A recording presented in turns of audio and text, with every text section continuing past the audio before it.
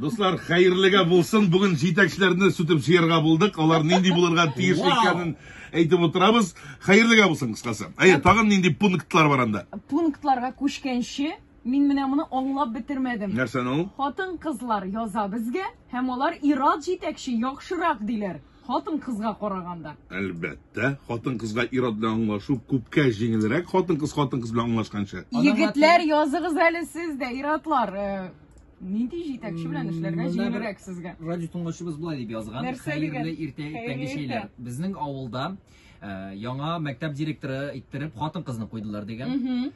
Шуннан соң көннәрдән бер көнне әлеге ханым мәктәптә ремонт ясады. Мәйе.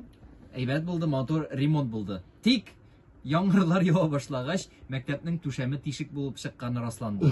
Һәм бөтен ремонт кызганычка каршы яраксызланды. Тагын бер ханым әйтүе буенча, менә ират директорлар иң беренче чиратта түбәне уйлыйлар шул дип әйтте ди. Хәерле иртә булган радиосы, мин ират җитәкчеләр яхшырак дип уйлыйм. 43 ел эшләдем. Шуның соңгы елларында ике хатын-кыз белән туры килде. Ну берсе канны эчте инде, киемгә кадәр ачуы килде, кигән киемгә кадәр ачуы килде. Көнләште, хөсетләнде, үзеннән яхшырак киенә дип курыкты ахыры һәм көлә трансмайлик.